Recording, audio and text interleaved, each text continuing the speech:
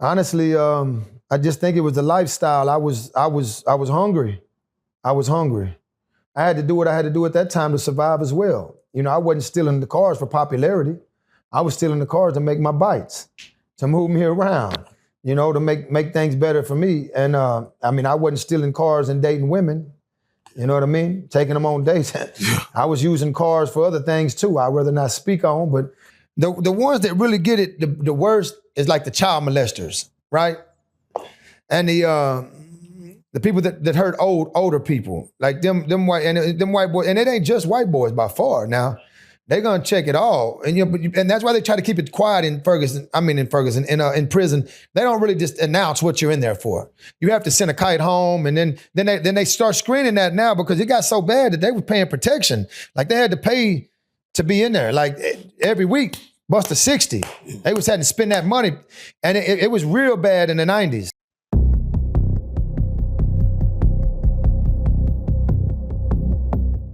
Prison Stories 101, man.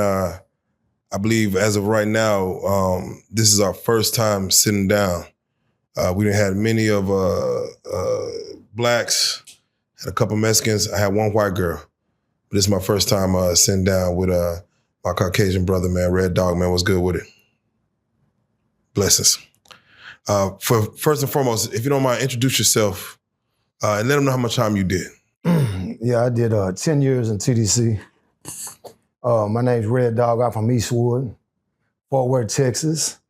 And right quick, before we get too far into this, I'd like to give a shout out. Please. I'd like to shout out to my children, my family, 88 Dub, upcoming artists in the city. I would also like to shout out to OG, the Don, Keista, OG Kiki from Eastwood. Yeah. You coming home soon, homie. Yeah. I would also like to give a shout out, or say R.I.P. Pee Wee. R.I.P. Pee Wee, Eastwood. Gone but never forgotten, homie. Yeah. That's real. Before we get started, let's stay right there, man, because you opened up the doors. You said shout out to your children, man. How many children you got? 16 children. Just had my baby girl, Bailey, 2 weeks ago. Oh. Congratulations, first and foremost. Thank you. I think I was just talking to you off camera. You said 16. How many did you have before you went in? How many did you have after? My first stretch, I had no children. Second stretch, I went back. I had 3 children. And since I've been out, I've added 13 more to them. 13. If you don't mind speaking on the mentality of spreading your seed as such, is it by nature you wanted to do this, or is it just more so your pullout game is a little weak? It's hard to hear you, my man. Oh. You fucking with a 50-year-old man right now. Talk to him. I ain't even got to the age yet. Yeah, I've been hitting the head so many times down this stretch. It's hard to hear. I barely can see you. I'm yeah. So come on with it, homie. Say it again. The mentality of having 16 kids. Right. What is that? Is that what you wanted? Is that just... Now, I'll be honest with you about the children. The children who keep me mentally stable. Like, when I got out the penitentiary, first time when I went to penitentiary, I was reckless. I was just doing what it do, you know what I mean? Yeah. When I came home, when I had my 3 children out there, Michaela, Elijah, and Isaiah, which one of them Dub, I went back that stretch. It was very depressing, When you have children and somebody depending on you, you go back down to the penitentiary. So now that I'm out, of course, all men we like women. So it seems like every time I lay with one, I have another child. You know what I'm saying? But I'm very, very, very happy for my children. Like I said again, they're the ones that I'm here for.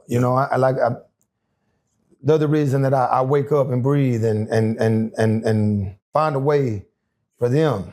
You know what I mean? They depend on me, so I have to. Once you have somebody depending on you in the first time in your life, I didn't have nobody depending on me the first time I went down. Second time I did. Now this time I for sure ain't letting go. There you go. Come on. Now you out of Fort Worth. You mentioned Eastwood. Correct. Eastwood, Paru. Come on. Fort Worth, Texas. Yeah, we don't see too many Bloods that come through on these platforms out of Fort Worth, and then we definitely don't see that many, white boys, whites being part of the Blood community. Correct. And I feel like, honestly, I've never met too many myself. And actually to be like me, I've met none, zero. Like I am really him. Yeah. I really am. That's that, I'm from Eastwood, Piru, stand firm, went to the penitentiary, stood firm, came out. My whole city knows who I am. Not saying it in a negative way, just saying that, I give a lot of respect out. You know what I mean? Yeah, what would you, back then, what would you do for your reputation back then? Whatever it took. By me being a white boy in the situation that I'm in, it was a daily battle, because I felt like didn't nobody accept me anyway. Even in a situation like in the penitentiary, the Bloods and the Pirus and whoever was with, they didn't accept me. If they wasn't from my city, I had to prove myself. So I went to the penitentiary and I got my boxing game better. So you get respect with that. Plus, it wasn't just the fighting through the penitentiary; it was the way I carried myself through the penitentiary. Yeah. All right, well, let's go through there. Normally when we have somebody on the platform for the first time, we try to find out what led them up to their prison sentence. Right. So before we get started, first and foremost, how much time did you do your first stint? How much time did you do the second? First time altogether with my back time and the county time, 10 years. What year did you first go in? What year did you get out? 1990, went in 93. And I got out in, I actually went to the penitentiary in 94, I think. And I got out in 2000. So that made 6 years right there, but I'd already had back time from the county and other, places they had sent me, which made 10 years. Yeah. Man, 93, 94, that's the height of the Blood and Crip War, if Correct. you would say. Correct. I remember there was a movie called Gang Banging in Little Rock that was back then. And a lot of people didn't know what was going down in Fort Worth. Even people that watched that Gang Banging in Little Rock, how comparative was that to like what was going on in Fort Worth with the Bloods and Crips at the time? Well, I didn't get to see too much of gang banging in Little Rock because we was gang banging in Eastwood. Come on. You know what I'm saying? I wasn't paying attention to the outside. I was an insider. Like real life. It was nothing compared to a movie, to be honest with you, because it was real life. People were dying every day on both sides. People getting shot up every day on both sides. It was something I pray to God we never get back into. The youngsters nowadays, they feel like they're really doing something, right? And to me, and all due respect to the youngsters, now I ain't shooting at nobody, but back then you really had to be about that lifestyle, period. You couldn't and not back that up. You understand what I'm saying? You had to really be about that. At the height of it, what was it like just waking up, going outside? Like how on your P's and Q's did you have to be? Oh, for me, especially by me being white, like I was a target. Understand what I'm saying? When walking outside was, again, I didn't get a lot of freedom. I went to prison quick. And I think that's why God, I tell a lot of people I'm on borrowed time. You know what I mean? Because truth be told, if I was still in them streets, I probably wouldn't be behind this camera today. The streets was deadly, very deadly. And, I held nothing back. I would just, For the sentence that you got, what was the crime that was committed for them to? Here's the deal. I learned how to steal cars, right? I was broke coming up. I didn't have, we're young. So I stole a few cars, kind of got caught up with that. Then aggravated armed robbery with a deadly weapon. That's what actually sent me to penitentiary. Yeah. We try to understand who was affected by you going to prison. Who did you leave behind? Who was affected by your crimes? What would you say as far as the who? Well, at that time, it was just me and my grandfather. He raised me. I'm sure my family kind of felt affected by it, but the person most affected by it was me. Because again, I didn't know what I was walking into. You know what I mean? Yeah. But I knew that I wasn't gonna tuck my tail. You understand what I'm saying? Exactly. Now, lastly, we try to find out the why. When you look in front of a judge, you've been, aggravated robbery, you're stealing cars. When you ask yourself, why did I end up here? Whether it goes back to lack of parenting, trying to be down for, the hood, trying to impress a girl for the money. Right. What would you say was the why that led you to sit in front of that judge right there? Honestly, I just think it was the lifestyle. I was hungry. I was hungry. I had to do what I had to do at that time to survive as well. I wasn't stealing the cars for popularity. I was stealing the cars to make my bites, to move me around, to make things better for me. And I wasn't stealing cars and dating women. You know what I mean? Taking them on dates. I was using cars for other things too. I'd rather not speak on, but we would snatch them cars up and use cars for things. How much would you get for just the average stolen car, depending on what kind of car it was? Yeah, again, I wasn't stealing them to sell them. Oh, you weren't chopping them down? I was stealing them to use them in a shooting. The aggravated, you said aggravated assault or aggravated robbery? Aggravated robbery with a deadly weapon. What was that scenario, okay, if you could speak on that as far as what happened in that situation? Well, once I found out that a pistol could make a man break, that was my ticket at that time. And I know I don't want to sit here and feel like... Yeah, we're not glorifying none of this. No, I'm not glorifying it. I was lost. I was a young man that, I had a family, but we was broke. And I needed things that everybody else had. Simple things, I wasn't like I was getting the lavish stuff out of it. I was just surviving. Were you banging in high school? Right. First, when I first jumped off the porch, man, I was with this little clique called PLM, right?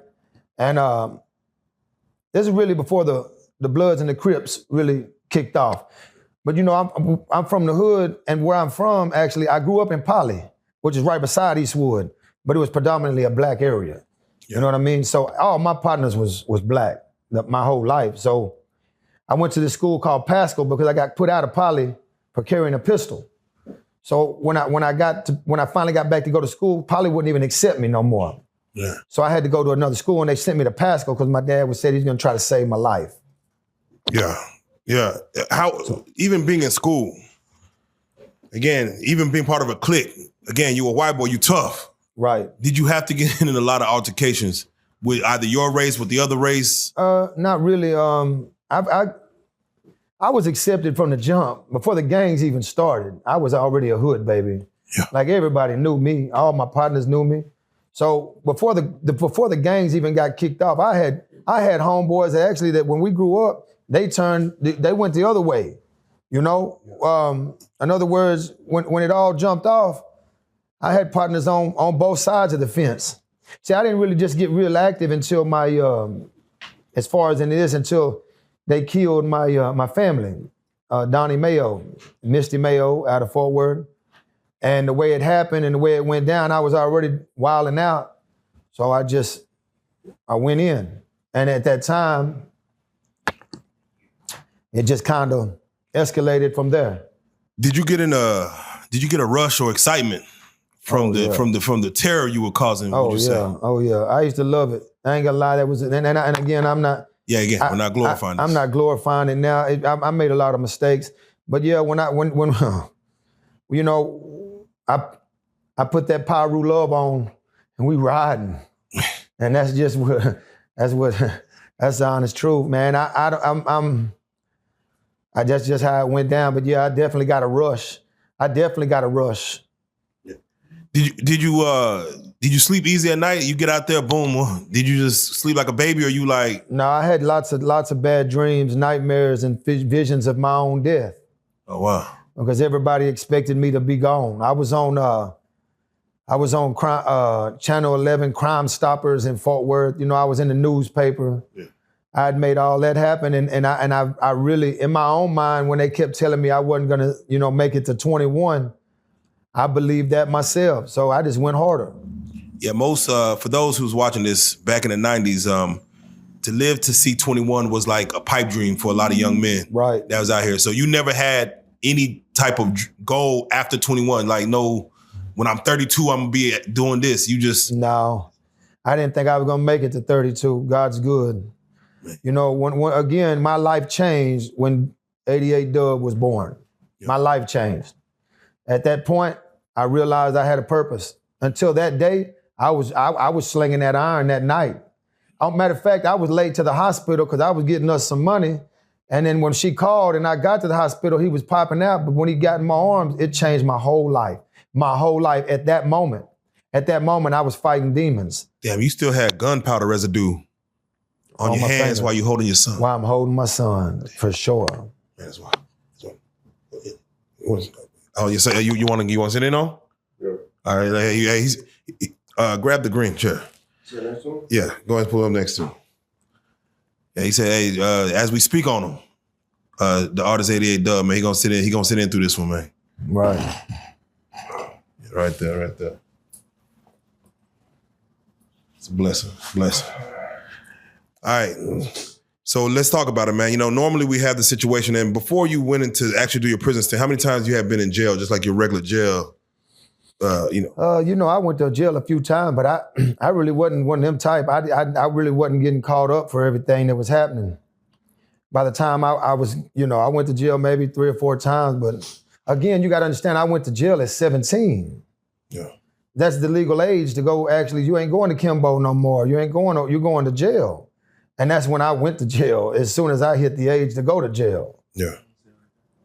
All right, let's do it like this. Once you're about to fight this case, you gotta, I'm sure you gotta, what they call it, the paid attorney, or you got a public defender or whatever.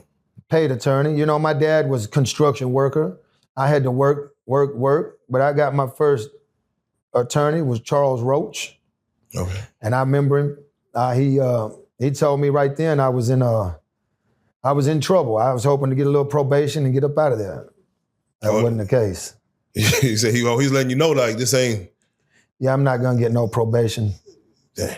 And then, I was already confirmed gang member in the city, so at a young age, you know what I mean? They were bothering me daily. The task force would just ride, because I had that reputation. Truth be told, that reputation was real. Like I was really slinging that iron. Mentally, were you prepared to do prison time? No, actually, when I went to the penitentiary, my uncles and everybody told me, son, don't go down there as no blood, or don't go down there as no gang member.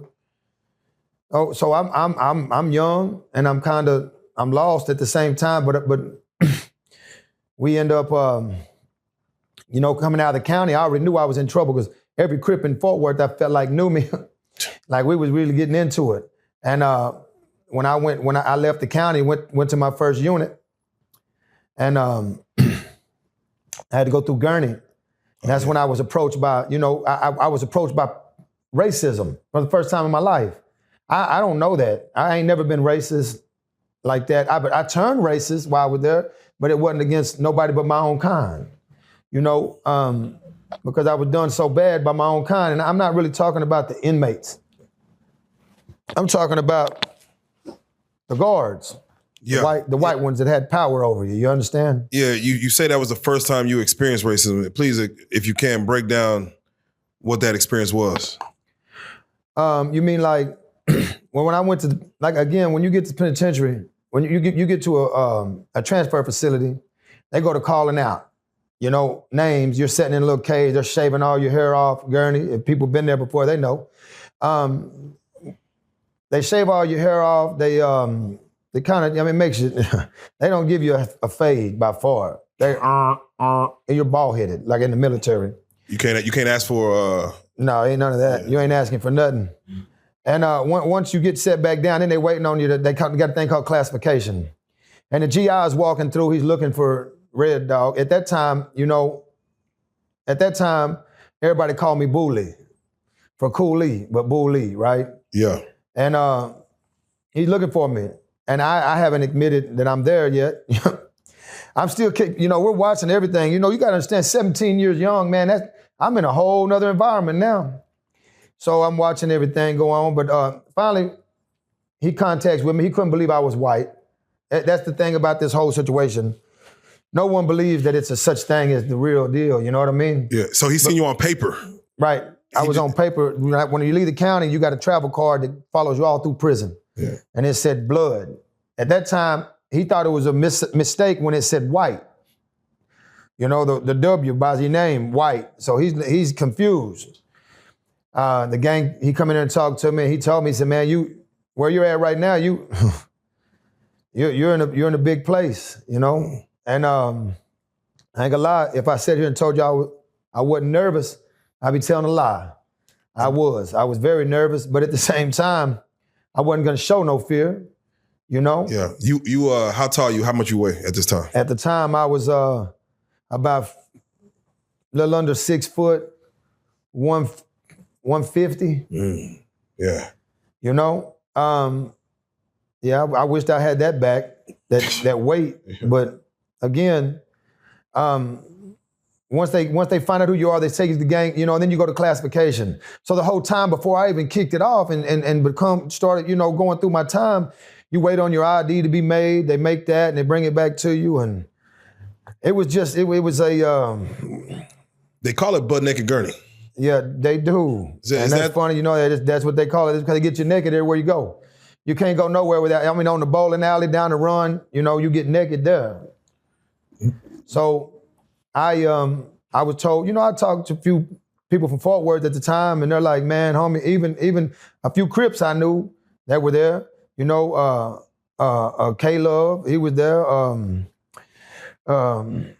Crip T was there, and you know they known out in the street. So they're like, damn, homie, you're in here, you know, and it's gonna be hard. But listen, I wasn't expecting it. I wasn't expecting what was coming my way, you know. But the thing is, I got with the white boys immediately. That's what everybody does. You know, they're all talking, and I'm kind of just listening and going with the flow. And they're telling me, yeah, you know, this and that, and this and that. And they calling black folks all types of racist things. So by me just being in their presence, it was bothering me. So I knew that this wasn't where I had to be. And it wasn't at the time because of the gangbanging. It was at the time because of the racism. You understand what I'm saying? They were so racist in prison, especially them white boys, but they wasn't racist in the open. Like they wasn't gonna sit out there and say, hey, you know, they wasn't directing. They put no license plate on it. They were gonna, in our groups, when we over here talking, we're the wood pile. We're supposed to be woods in the pile, and here they couldn't stop using the racist slurs. So anyway, I decided to make my decision right then and there. I talked to one of my partners in the hallway, and I was like, look, man, you know, I know this ain't nobody gonna expect this, but we're gonna do what I've been doing. And we're gonna stand firm with it. And right then was a whole different ball game. Could I ask you, you know, you being with the white guys, right, and them talking about the blacks, what were their thoughts on just the whole process of Bloods versus Crips? Well, being around the white boys with them talking, I would rather go against all odds and lose my life before I become racist. You understand where I'm at? Yeah. Like I was willing to die for that. I was already willing to die for this Pyru. Yeah. I mean, I didn't think I was coming home, to be honest with you. I knew what I was going into. Once I realized it, once everything come together, I realized it. I realized that this is gonna be a fight. This is gonna be a real fight. And that's why the time they gave me, I had to do it all. Because I wasn't gonna take no disrespect. I had certain people tell me I couldn't chunk up Pyru in the hallway. You know, and they're Pyrus. They wasn't accepting that. But guess what? Bring your ass out here and let's do what we gotta do. But you're gonna respect me before I leave here. And that's basically what happened. And again, I'm not cocky, man. Nowadays, I'm happy and humble. But then I was cocky and I was gonna get it in. Win, lose, or draw. Many fights, I wasn't even, listen to me, when I first got to the penitentiary, my hands wasn't all that. I couldn't fight like that. I wasn't just no gorilla like that.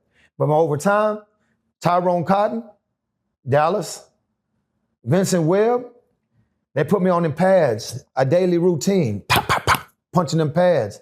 And before you knew it, I could fight. Fight a lot better than I mean, you know, Do you remember your first fight?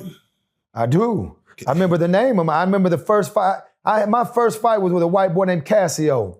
And I never forget it because he was wearing a watch that said Casio. And that's what's always, but this was a big old swole white boy and we were playing handball on Telford unit in the dorms. And again, it was a trauma center. It was gang banging, that they were getting it in. Yeah. So I'm hitting this handball, playing, and he bumped into me. And I'm used to saying to my partner, "What's up, bitch?"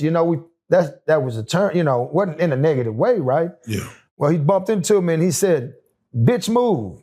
And hell, I didn't take that but I'm in prison. That's a whole different story now. Ain't no bitches there. So I get done playing the game, but everybody looking at me with a sour face, man.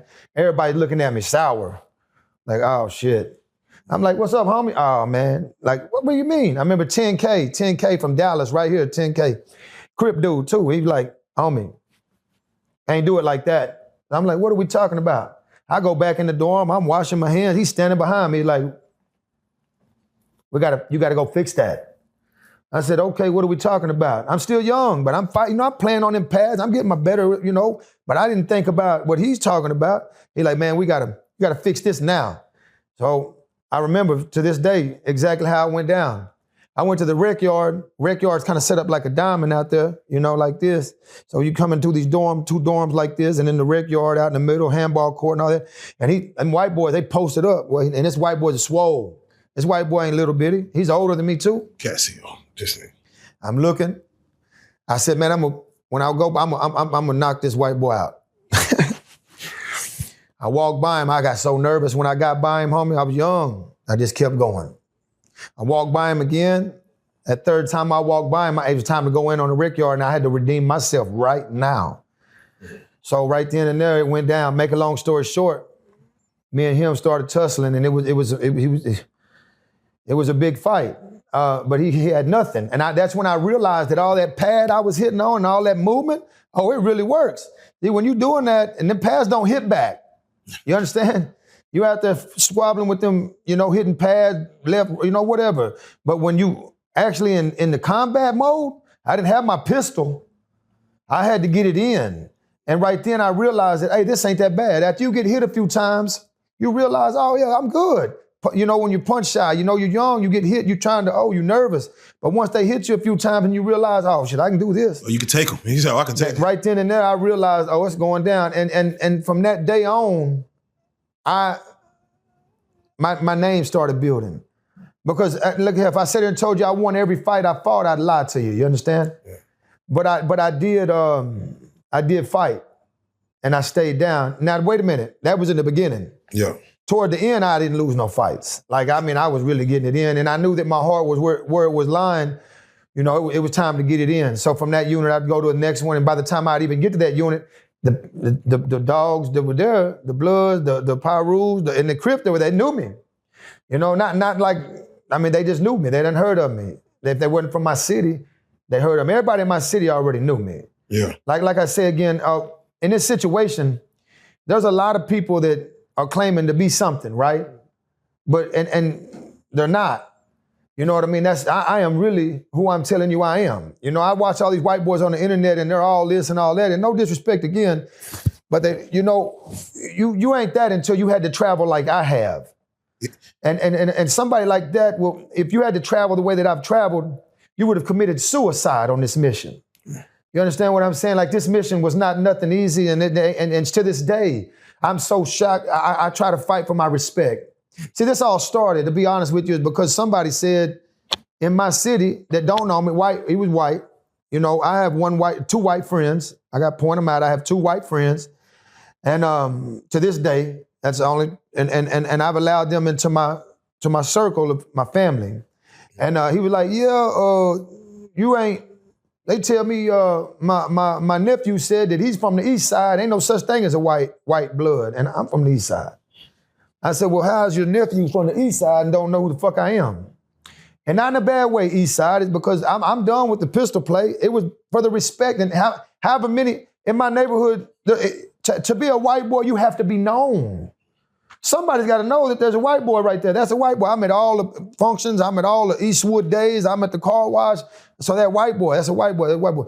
People say, and I got some comments that said that the white boy, it's offensive to be called a white boy. I don't take that shit offensive, man. I don't take that shit to be offensive, because I done been through so much. I block out racism. If that's a racist slur they're throwing at me, man, keep that shit, because that don't hurt me. White boy don't hurt me. It hurts me when you when you know, maybe you go a little deeper with that, but again, I done built up this tough skin where none of that really bothers me because I went against everybody for so long. You know, the whole city by myself. Facts. You on the Bob Report. Shout out to Bob Report as well. Shout out to the Bob Report, my lawyer. Yeah. I will say this. That's funny. I will say this. You had mentioned, which I didn't even know was a thing. Like there was almost a white on white war while you was on the inside. Yeah. They really go at each other in that sense. And what is? Yeah. You and TDC. It ain't nothing funny about it. Like I said, a lot of youngsters don't even have no idea what they're getting into, and that's my mission right now is to stop them from going. Yeah. That's another reason I'm behind this camera like this because I got a bigger movement besides just what we're talking about. I want to try to stop that from happening. I want to stop people from killing I want to stop the youngsters from killing each other, give them some guidance, some knowledge, and understand there is an OG out here. You understand what I'm saying? And it ain't just me by far. It's a lot of people don't want to bother with them, but I want to, because you know I got them. Yeah. I got them, and I got to stop it as much as I possibly can. So what was the issue regarding them just going at each other, just the white on whites? In the penitentiary, it was well, you know, I remember this clearly. This day, exactly what we talked about. I was on Ferguson unit, and at this time I was on medium custody, and the white boys or the white men that might take it offensive. They were at war, and I remember it was Aryan Brotherhood, and it was White Knights. I think it was white. No. It was Aryan Brotherhood and Aryan Circle, and for some reason, because I don't know why, but they was going to war. Like when I say go to war, it was war. Like in penitentiary, war is like war, man. It's not like a few people getting hurt. They're trying to kill everything that has something to do with it. And I remember I was on, and I was over there with Hard Time. Ronnie Hall, and that's Lonnie Hall's brother out of Truman. Anyway, I remember I remember the way it unfolded, man. The white boys was getting into it, and at that time everybody had you could tell they were getting into it because every time we'd fall out, they were fighting. Now I'm on medium custody. There wasn't no white boys on closed custody. Now this is medium custody. It's a little bit more easy, okay? But not that much. But you know, make a long story short, medium, it wasn't closed. See, I came from closed. I was the only white boy on closed custody, Ferguson. At that time. Yeah, it's a war. And when I made it to the medium custody, like I said, the white boys were getting into it, and we knew that it was. You could feel in prison. You can feel it on your skin. You can feel the tension that's building. So I was, I'm in my cell, and I remember clearly they rolling doors. And rolling doors. Now in the penitentiary in TDC, when they have riots, big riots, they separate them. They start sending them to different units to try to stop the people from killing each other. So they were sending all the white boys out of there, and I never forget it. I was in my cell looking. I'm holding the bars. I got my mirror on the run. Here they come. They rolling. Row 13. It roll. Row 22, and they getting them, handcuffing them, taking them. I'm looking. Ain't no other white boys left. The gang task force walks by me. I said, what's going on? What's going on? He said, we're getting all the white, all the white boys off the wing. I looked around, like, damn, where are we going? He said, you ain't going nowhere. He said, but everybody else got to go. At that time, that's because I was who I am and they were who they are. Yeah. And they knew in prison that I was nowhere near that racist, one. They knew my travel card very distinctively said Paru, Eastwood, Paru, or blood. You know, they're gonna call it blood. Again, people don't know there's a difference between Paru and blood. It's just, again, I'm not here for the knowledge, the literature and all that. I'm just here to say we're under the same umbrella. Yeah. Just one, we wanted our independence. Yeah. Understand that, but that's way back in the game. Now, when it comes to all the units you've been on, if you don't mind, just right. To educate us, where are you been? You mentioned Ferguson, of course. You've been right. I started out on Telford. Now I can't keep them in an order now because I don't remember. Don't worry about the order. Yeah. I was on Telford. I was on Ferguson. I was on FM Robertson. I was on Clement's unit, and I was on Darrington unit. The Rockin' D. Yeah, Rockin' D. You know, Rockin' Robin. I love that unit because it was so many black women on that unit. I loved when I got there. I loved it. You ever get a chance to holler at a couple, one, two? Yeah, I had a problem with that though. I talked to a lady on Telford unit. People that's watching know what I'm talking about. And I kind of got myself in a problem and got shipped off. That's the reason I shipped me off Telford unit. Damn. I was going to ask you what was the best unit, or at least the easiest to do. After I got out of prison, I went and seen her too. I've seen it, exactly. What was the worst one as far as if you, out of all the units you've been on, the one that you just like, yeah, nah, that was hell? Well, I'm gonna tell you, they all had their own hell. Like Telford unit was my first unit, so it was insane, you know, as a youngster getting in the game like that. But it gave me my blueprint. You understand the saying? It made me understand what was going on and what I had coming. From there, like I said, I know I went to Clements. Clements, it was terrible because they racist. It wasn't the inmates that was racist. It was them guards, man. Them guards was terrible. Man, when you get off the bus there, they go to, oh my God, man, they start with that. This is the things the guards say to the inmates. It's a bunch of us in there and we're sitting in this holdover in the back by the back gate. And that's where they bring you all into. And then they start talking. Yeah, we had more plantations here in Brazoria County than we've had than anywhere in the state of Texas. Like, they're very proud about that. So that's where I had my worst was when I had to battle the guards. You understand? Yeah. So I could fight the inmates back. I couldn't fight the guards back or I'm gonna lose everything and, you know, possibly my life down there. Like I told you before when I made the interviews, the guards were so rough on me, they would throw feces on me. You understand what I'm saying? They would give the inmate next to me a Johnny sack or my Johnny sack where I'm starving, all because I wasn't racist. All because I wasn't racist. Now from that unit, I went to Ferguson. Ferguson unit I went to Darrington and I loved it again because Darrington was insane. Like there was so many black guards there that it was just laid back. Now it was still prison, but it wasn't as hard as the other units because, you know, brothers they ain't tripping, man. You know, we ain't not like them white boys was, man. But anyway, so from there I went to Ferguson. And Ferguson, that unit was segregated. Now that was the only unit in the state of Texas that was actually segregated. Like over here was the the brothers, over here was the Mexicans, and over here was the white boys. And like I said, if there ain't very many white boys, they don't get much in there, right? So the white boys' bench was about this long, and it was like 4 stiff white boys there. So they got their bench. The Mexicans' benches was lined up on Ferguson, TV here, benches and benches. Make a long story short. Hold it. Do the white boys have a TV? No, they barely had a seat in this situation. You know what I mean?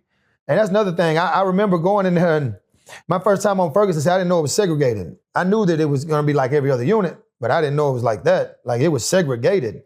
And I remember me sitting in that penitentiary. I remember after I got my rep, you know, after we got in there, we had some situations and I handled them. And after the situations, people started noticing, hey, that's Red Dawg from, oh yeah, that's, you know, whatever. Make a long story short, I was accepted immediately. Yeah. Okay. And I remember that no white boys ever sat on that bench in the front where the brothers sat. And I remember that to this day. I remember the warden coming back over there and snatching me up and telling me, man, how in the world are you doing this? Yeah. He said, I've been here like 9 years. And in these 9 years or whatever the time frame it was, I don't remember exactly the years he said, but he said, ain't never been a white man sat on that bench. Yeah. And, you know, some of these things I'm young. I don't really care about that. You know what I mean? The history. That wasn't nothing. I'm bringing that up because I was accepted because I'm real. I'm solid. When the people that put me down and brought me into this game, this lifestyle, they didn't just put me down. It wasn't a popularity thing to do that. They had to know that you was real. You was solid. You was one of them. You just had pale skin. That's right. Let me ask you, what was the worst thing that sticks with you that you probably seen in prison? Oh, man. The worst thing I've seen in prison was a woman getting raped right in front of us. Matter of fact, on Telford unit, I've seen 3 women get raped. Dang, hold on, wait. I remember their names clearly. I'd rather not put them on the internet, but just know I watched them. Can you speak on them? I watched one woman getting raped. She was so fine, I'll never forget it. Her name was, not her name, she was so fine, let's just say that. Yeah. You know, in prison, they wear these gray pants and these little blue stripe down them, and she filled them pants out. So everybody was kind of always trying to shoot at her or whatever, right? She was definitely fine, beautiful, fine woman. And I remember we was in there serving. I remember exactly how the riot kicked off. Closed custody come through. That's on Telford unit when the closed custody used to come out. Now they don't let them come out. But anyway, he slid, a little Mexican dude there slid a Mexican of milk. The black dude behind the Mexican wanted the extra milk. You know, once you give somebody something, everybody wants something. They're all hungry over there. We all, you know. And that's what it started over, bro. I never forget it. I never forget milk. Over milk. And they went to riot in there. When I say it went crazy, like the world, it went insane in there. Bloom, bloom, bloom, everything flying, stuff going crazy. Look, man, I'm talking, they believe it or not, Mexicans had knives on them, you know, and I don't know, man. It just went insane at that moment, right? But I remember I was a server, and then in TDC, we're different. Like the servers that work in the kitchen, they're in population. The guys coming through are closed custody, but once a riot kicks off, you have to, if you don't want to go to closed custody or medium custody, then you have to back up and sit down, right? We know the routine. Or we're gonna get locked up too, you know, at that time. We call it locked up when you're locked up. Yeah. But I remember I was serving the beans. I'm slapping beans. Now I didn't give a damn. I'll give everybody something. Because hell, I don't care about that. But again, on the milk side, he couldn't give everybody something because there's this counted number of cartons. You understand? Yeah. But hell, I'd put another thing of beans there. But anyway, they were going at it, boom, boom, boom, fighting. And I remember that lady, that fine woman. There's a bean slot in prison. Behind the line, you got this bean slot which takes the trays. You slide them through, right? Not the trays, but the pans, right? And it's that she was so fine that she was scared. She couldn't get her keys off her neck. She couldn't get her keys off her neck, right? So I was sitting there, and she tried to go through there, and she had enough wagon she was dragging. She wasn't going through that bench. I mean that hole. She was stuck there. And you know, at the time, ain't nobody. I didn't give a damn about her. I'm worried about what's going on because they're going to war in here. Yeah. And all of a sudden, one of them just jumped over and right there, bro, right in front of us, snatched her pants off, pulled his Johnson out and went at it. And I'm gonna tell you something, man. It really hurt my heart. It hurt my soul. It wasn't the fact that it was the fact that I'm not with the man, bro. Yeah, is she screaming? Is she struggling? I don't know what the top end was doing. The back end was at us. She was on the other side of the wall. Damn. Trying to crawl through there. I told you the bean slot's about like this. And she was trying to get through there, but he yanked her off. And not just that, another dude came in and listen, you know, at that time, I really wanted to get up. I felt like killing him. I wanted to kill somebody. Like to see a woman go through that, it don't make a real man, happy. And but there was no way, bro. There was nothing I could do. You hear me? I would have died in there. They were going to war in there. It wasn't like you're thinking. It wasn't just a couple of men fighting. It was a whole 100 men in there going at it. Like, I mean, and it involved, everybody started fighting. It wasn't just blacks and Hispanics. It was everybody. Everybody that was over there was fighting. Whoever might have been in there. And they're shooting gas. You know, they got them little gas guns. Boom, they're blowing gas in there. I'm trying to breathe. I'm looking over here. Man, it was just insane. But that to me was probably, you know, I've seen inmates die.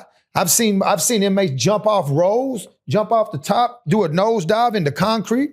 I've seen it all. I've seen inmates. I remember I had this white cellie one time, and he was not trying to be where we were. And he was like, man, please, I'll pay you. I'll pay you. Man, I'll pay you.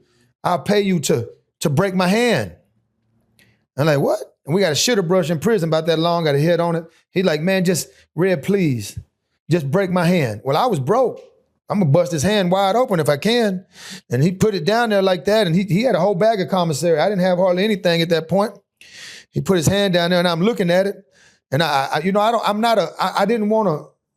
think it would take, I mean, I really thought I could just pop it, you know, and it'd break. Yeah. And that shit didn't break. He hit it, bam, he hollering, oh, he's looking at it. I'm looking at it, I'm thinking, damn, did it break? You know what I mean? But finally, I read from way back, and I hit him, bow, and that thing swelled up like a biscuit. I mean, immediately. And I got in trouble for that too, but he got out of there. He left me in the field. So, you know, there's a lot of things that happen in prison that are... Did you ever have to do a job, work in prison? I heard that, you know, I've had people that have been to Ferguson and say they had to pick cotton and stuff like that. Right. That's the cotton picking unit. Like they got so on cotton. So when you get into Ferguson Fields, called the Fields, right? They you come out your cell, they line you up at the back gate, and then they march you out through that, and you got your high rider out there with the gun. You can't run. I mean, people think, well, they're letting you out of you ain't going nowhere. But then they give you this is the truth. And picking cotton, man, bro, that is hard. You had to do it? Yeah, we did it. I did it many times, many days. And then the sun beating on me. You know, I'm a pale-skinned man, so I'm getting sunburnt. I'm doing everything I can, but they won't help me out because I'm not white like them.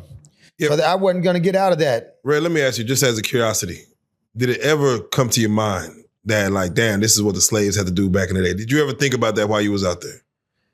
No. I ain't gonna say I did. I don't even think like that, bro. Like that wasn't on my mind at all. Did it ever cross your mind? For me, no, hell no. No, I don't that type of thing don't even cross my thought pattern. Yeah, that wasn't gonna happen. I was thinking how I was picking this shit. And here's what they do. They give you this big old blue, it's what they give you a mattress sack that you sleep on at nighttime. It's the same sack. They cut the top, pull all the stuff out of it, the old ones, I guess, and they give you that. You got a strap on it, and you got to start picking this cotton. You start on your run with everybody else, they're lined up, and you got a dude singing cadences or whatever, and we're boom, boom, boom. And it's that cotton don't just pop off there like that. And that cotton, you got thorns in there or something that keep it like, bro, like I'm slow moving, but you got to speed it up. So, but when you get that big sack full, and that's a lot, it's a lot. Once you get it full on the end of your run, it's cotton it looked like it's 10 miles long. In that summer too, oh my God, man. When we're going at it, and when you get your bag full, then you go over to the wagon, you got to drag it, you got to carry it and throw it in the back of another one. Anyway, and get you another sack and take off again. And your hands are bleeding. I never forget it. I remember we was in the fields one day, and this day we wasn't you don't just pick cotton on Ferguson. You hit on it too. And I remember one day this Mexican, it's a true story. Yeah. I remember one day this Mexican said, hey, boss. That's they call him the guard.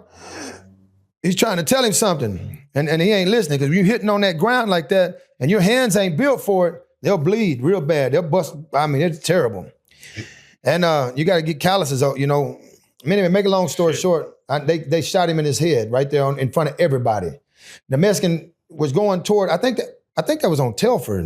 Man, I remember where I think that might have been on Ferguson. Damn. Anyway, yeah. Whoever in the comments remember where it was, they can tell you. Yeah. So he goes to the officer. He's like, blah, blah, blah. He's talking Spanish. And I never forget that he pulls his gun out. He's like, don't approach me. And I'm saying right here, bro. We're like right there.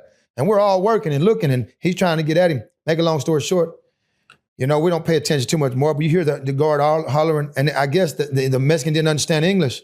So he walked a little closer to him and boom, shot him right between the eyes, man. No bullshit. Whoever was in TDC at the time will tell you that is a true story. Killed that man right in front of us. And everybody, they make us all lay down immediately, strip down and lay down right now. Then they bring this wagon out there and then they take you 4 or 5 or 10 at a time, butt naked in that wagon all the way up the hill. And it was terrible, man. It was terrible. And then we was on lockdown for about a month or 2. Oh, man. The Mexicans, man. I hear things, Tango Blast. Tango. What was their situation like while you were there? How did they treat you? Did you have any dealings with them? Were they the worst? No, not at all. What do you mean the worst? Like gang, what? Like when it comes to a unified front, gangs. Oh yeah, they was very unified. Let's put it that way. They always are. Mexicans are like that. See, I'm gonna tell you something. We was having a riot one time. Never forget this. These Mexicans was going at each other. I think somewhere in the valley was going at this, and all of a sudden it started off with the brothers involved, and now the Mexicans and the brothers are fighting. They would stop going to war and teamed up to go against the brothers. Like that blew my mind.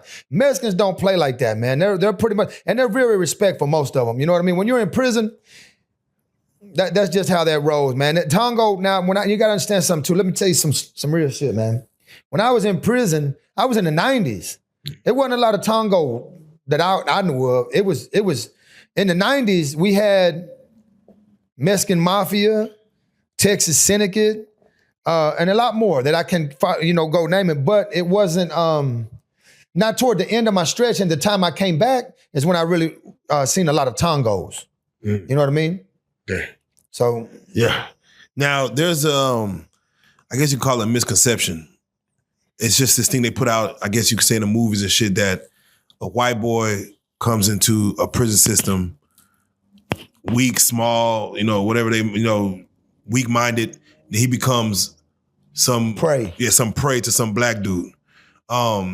I seen a real story of a guy named Eric, I forget his last name, but he mentioned his first week in prison, he was violated. He was raped, and in which a situation, a black dude put a knife to his neck, and the gay said, "Hey, it's either your life or or it gets down." Of course, the situation happened. He came back a week later, and I don't think he killed him, but he stabbed him. He got his lick back. He redeemed himself. But the fact that story is like a story that goes out there, how true to the world is that? As far as a white boy that comes in who by himself, he ain't associated with nothing, he's not no gang member, that he might be. Well, a lot of times, just be honest with you, let's just keep it real. When the white boys come in, they're definitely prey. But the reason being, and let's get that out, because they didn't grow up that way. All right.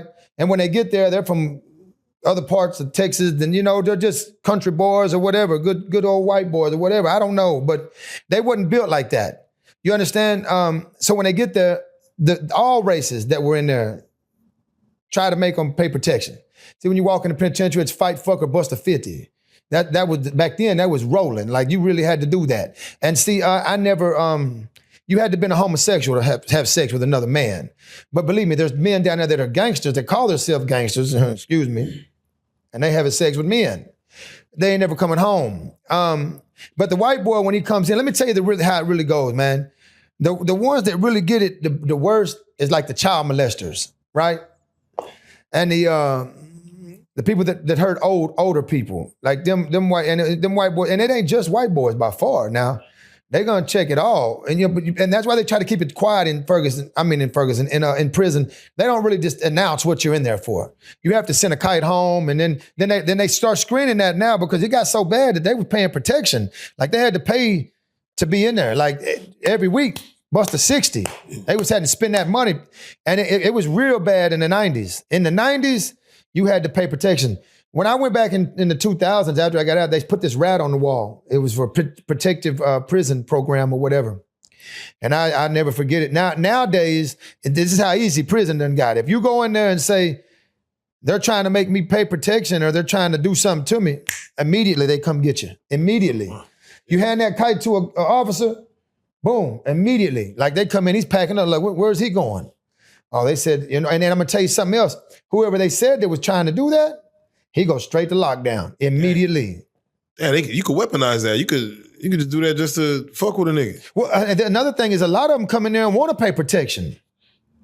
They get a free ride. I mean, they don't care how you feel about it. I ain't got to worry about nothing. As long as they don't disrespect no family, they go over there and do what they want to do. They're kids. They're doing whatever. They don't care about their commissary. All they cared about is their ass and their freedom at the time inside. What was the rule if you said that's a homosexual that is actually going to go after and pray after whatever it is? Was there any part of the gang units, whether Bloods or Crips, that was on that type of time? Right. Yeah. And what happens with their rank within, if they have? Well, rank? here's the thing again. So many people come from so many different places. You may have Austin, and you may have San Antonio, and you got Fort Worth. You got Dallas.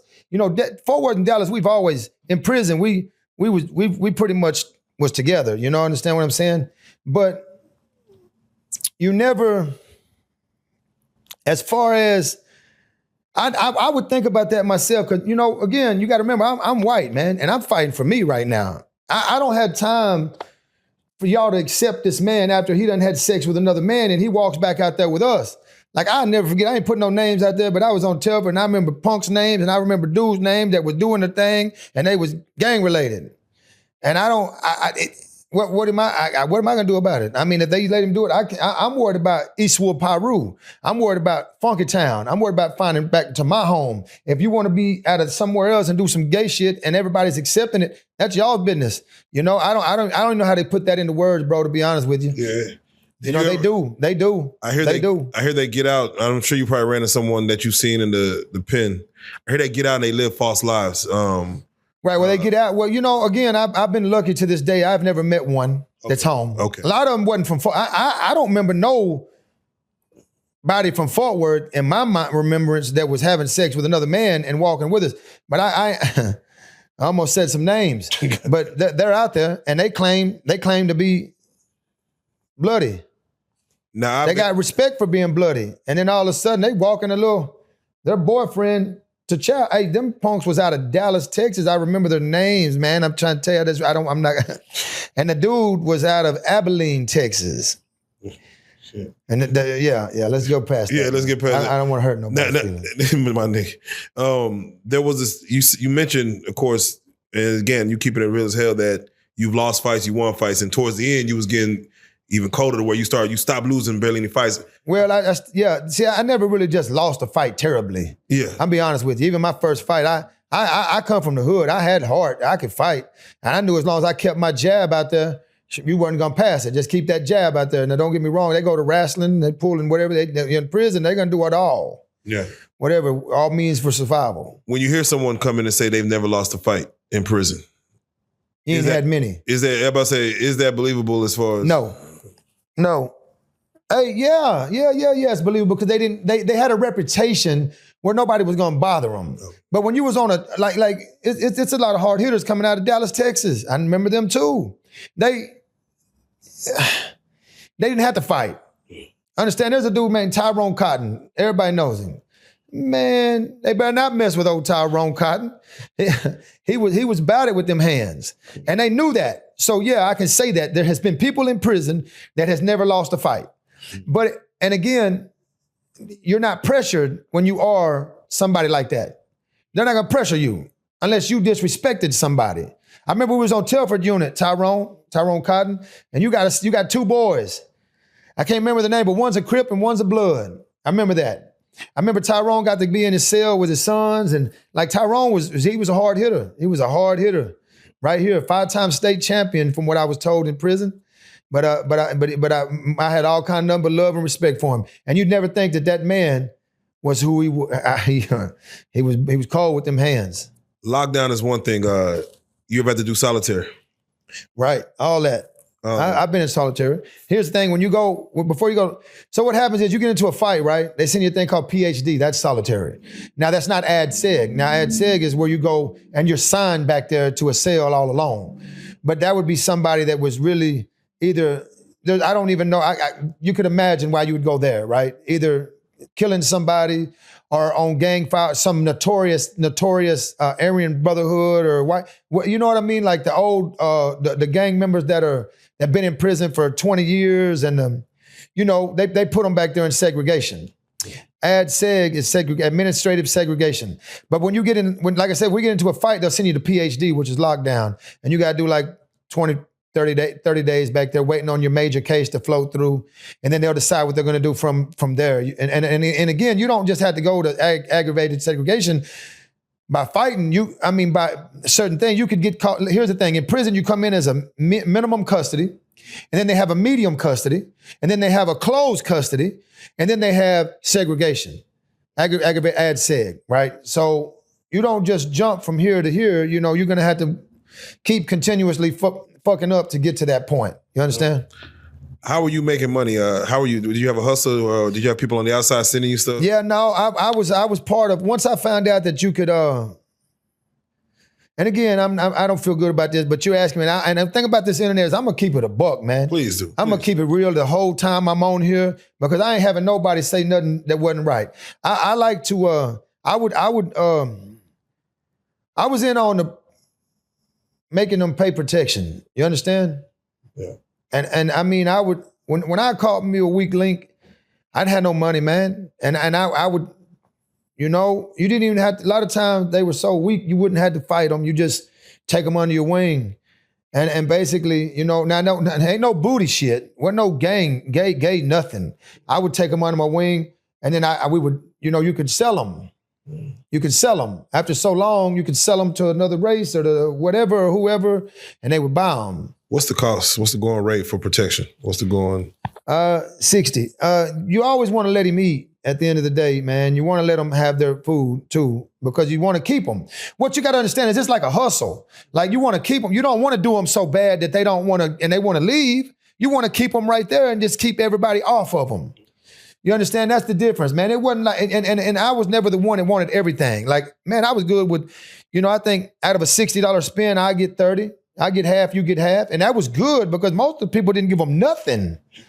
That's right. You know what I mean? Like they were sitting there starving, and I didn't understand that because this was like a job. Like I had to protect him, and I'm gonna protect him with my fucking life because he's paying me to make that happen. You took the job serious. Yeah, the ones that was in the 90s, it was a serious job. Yeah. And don't get me wrong, it wasn't like you just had to do it every day.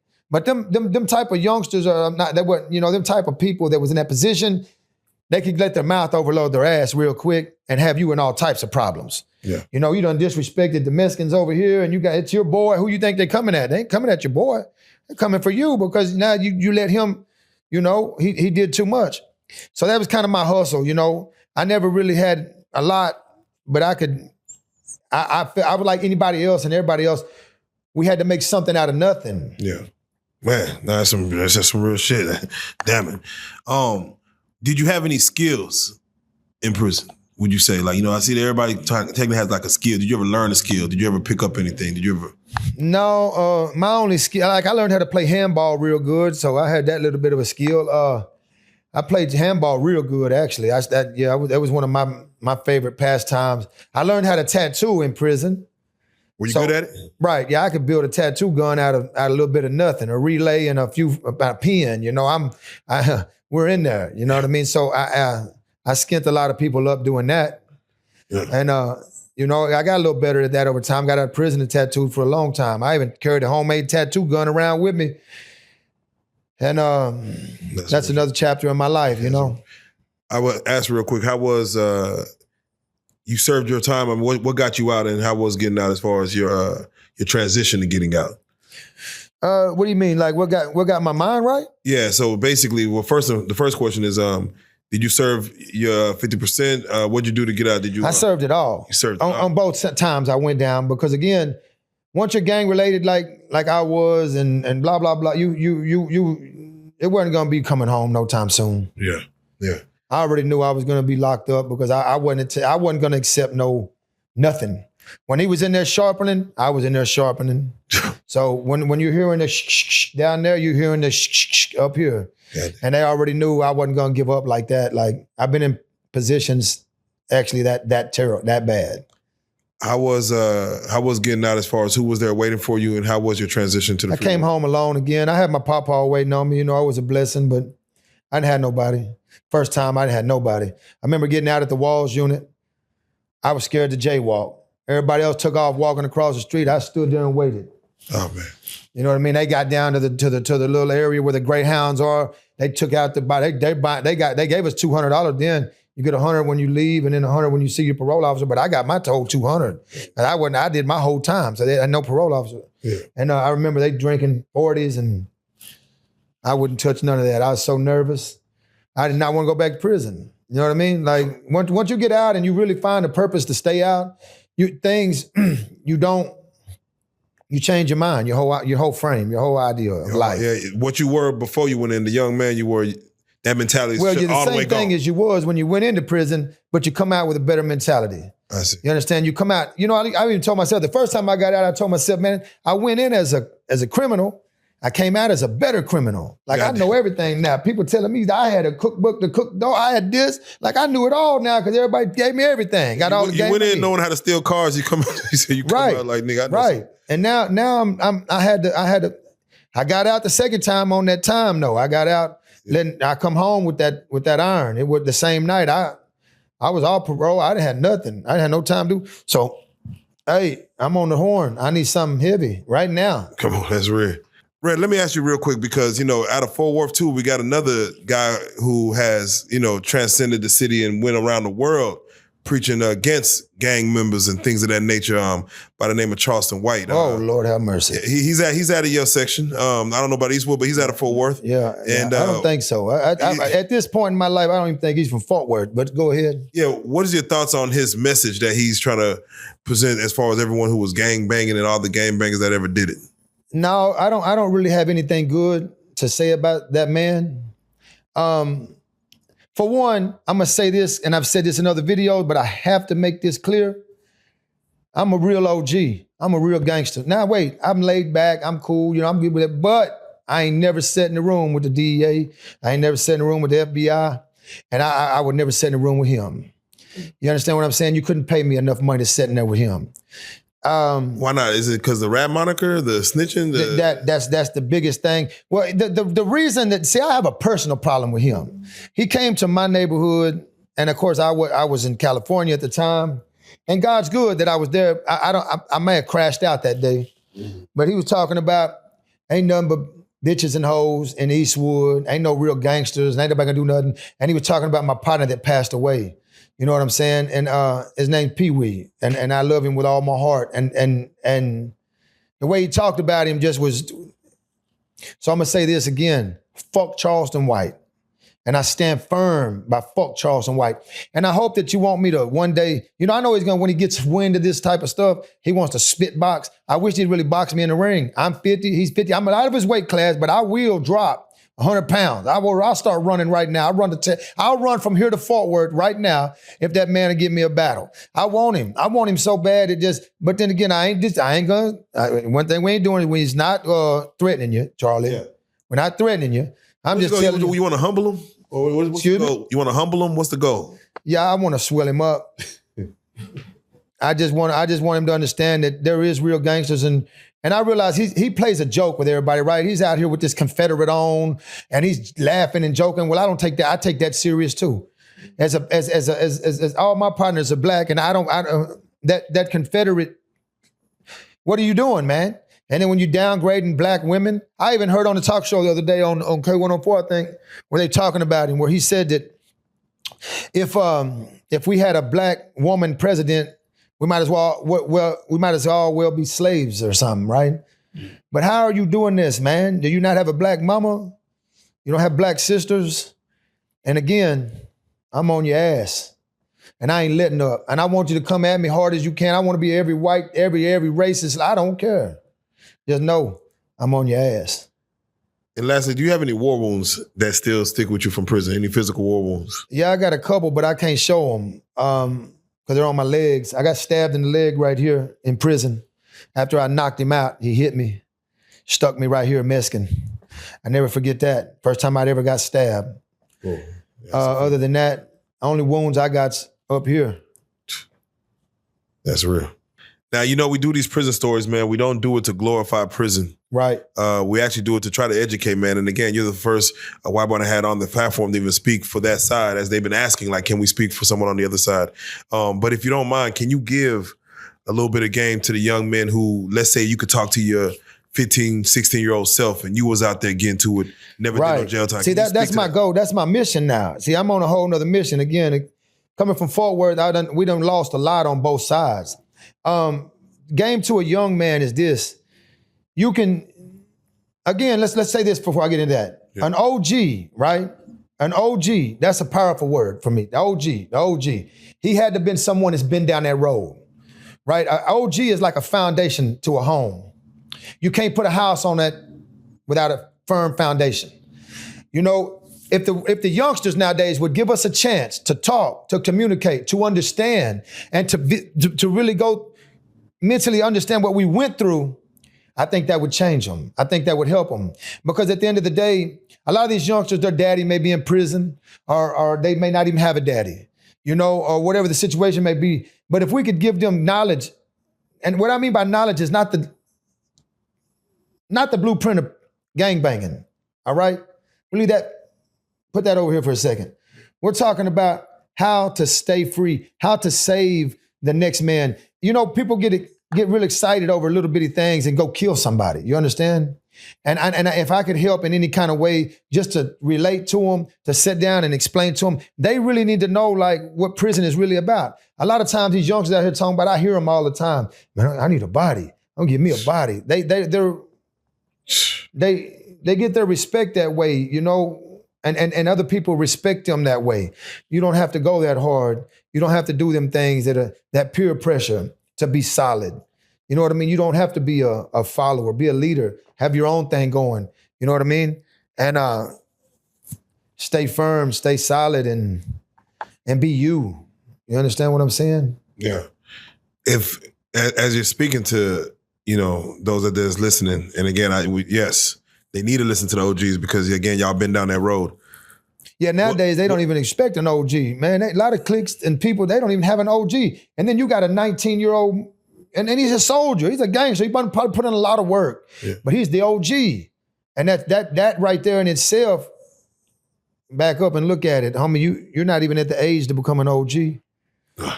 You ain't been down that road long enough. You know, a lot of people think you don't, and it necessarily don't have to be an age thing, okay? It can be wisdom, it can be knowledge, it can be guidance, it can be an understanding. But you have to be that person to be an OG. You understand where I'm coming from? Come on, without question. Without question. Man, now it's real, man. What I like to do, because again, Red, as far as you getting out, we try to have these conversations. This is just more so an introduction to the platform for you, man. So, you know, I know there's so many more stories to go through. But in the meantime, for those that do want to follow your journey while you free, you know what I'm saying? You out here, you taking care of your kids, you're supporting your family. Are you on the internet? Are you on social media? Can they follow you? Can they see what you got going on? Right. Well, I'm just now, again, it's so hard on me. You know, it's sad, but it's hard for me to work these phones. I done got so old. I'm not really, but I am on YouTube. We're trying to get that started off, and that's OG Red Dawg with 2 G's, and it's DAWG, so it'll be OG RED DAWGG. Yeah. And then I'm also on Instagram. Yeah. And again, I haven't really put a lot forward into this, right? This kind of started out as it's new to you. I mean, and that's why I thank you so much, because again, you put in the work in Fort Worth. Right. And now you be able to, you did your time, you know, you paid your debt to society. And for you to go back, you're speaking to the youth right now. So that's why we appreciate over here. So please go ahead. Right. Right on. And that's that is exactly my goal. No matter what. But at the end of the day, I also want to say this, man. Like, there's something I definitely want to say, man. There is really a real white Paru. I want you to know that. This is not a joke. Ain't a ghost story. This is not a joke. Hey, I didn't even realize it was important until they started wanting to interview me. Like, I'm so lost in the sauce with this because that's me. Yeah. You understand what I'm saying? I'm very blessed that people want to know. Yeah, the fact that you exist, you survived it because you could be 6 feet under somewhere. Right. And the story would never got told. Definitely. But you exist, you made it through. That I hear now that there's so much going on out there, but I am the one. Come on. I am the one. I am the one.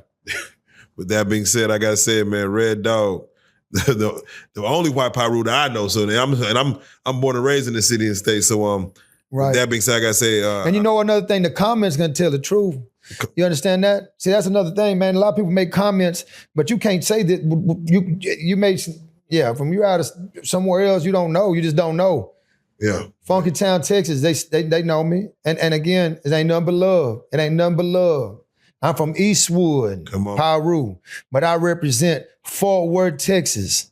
I love each and every one of y'all, no matter where you come from. And you know it. They know it. I got partners on every side. Let's go, man. Ain't nothing but mad love and respect.